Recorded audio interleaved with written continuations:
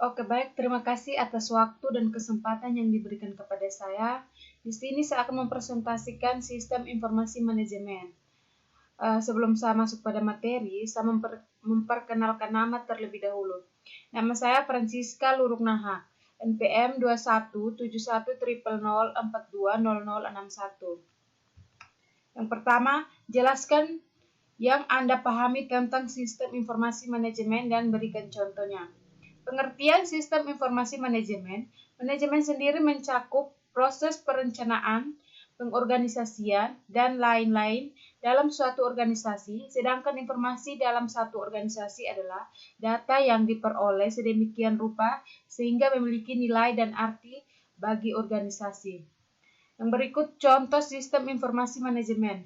Beberapa contoh konkret penerapan sistem informasi manajemen adalah sebagai berikut. Yang pertama, Enterprise Resource Planning (ERP). Sistem ERP ini biasanya digunakan oleh sejumlah perusahaan besar dalam mengelola manajemen dan melakukan pengawasan yang saling terintegrasi terhadap unit bidang kerja, keuangan, accounting, sumber daya manusia, pemasaran, operasional, dan pengelolaan persediaan. Yang berikut, sebutkan dan jelaskan komponen-komponen dari sistem informasi manajemen sehingga sistem tersebut dapat berjalan lancar. Yang pertama, komponen-komponen sistem informasi manajemen. Sumber daya data seperti penjelasan pada studi kasus di atas sudah menjelaskan guna data untuk menjalankan sebuah transaksi antara perusahaan di bidang mebel dengan seorang pembeli, kemudian dikemas menjadi sebuah database, yakni sekumpulan informasi yang disimpan dalam komputer secara sistematik sehingga dapat diperiksa menggunakan suatu program komputer untuk memperoleh informasi dari database tersebut.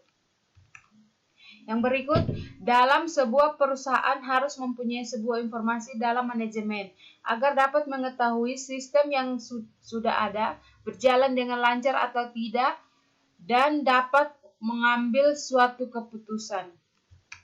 Yang berikut, apa yang dimaksud dengan database, DBMS, dan database dan keterkaitan antara satu dengan yang lain. Jelaskan.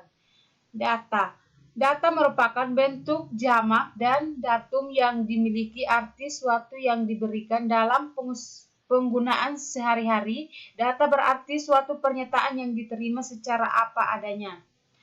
Yang kedua, database. Database atau basis data adalah kumpulan informasi yang disimpan dalam komputer secara sistematik sehubungan dapat diperiksa menggunakan suatu program komputer untuk memperoleh informasi dari basis data tersebut. Yang berikut, DBMS. DBMS adalah singkatan dari Database Manajemen Sistem, yaitu Sistem Perorganisasian dan Sistem Pengelolaan Data Base pada Komputer. DBMS atau Database Manajemen Sistem ini merupakan perangkat lunak yang dipakai untuk membangun basis data yang berbasis komputerisasi. Yang berikut, database sistem adalah suatu sistem atau software yang dirancang khusus untuk mengelola suatu database dan menjalankan operasi terhadap data yang diminta oleh banyak pengguna. Sekian dari presentasi saya, semoga bermanfaat.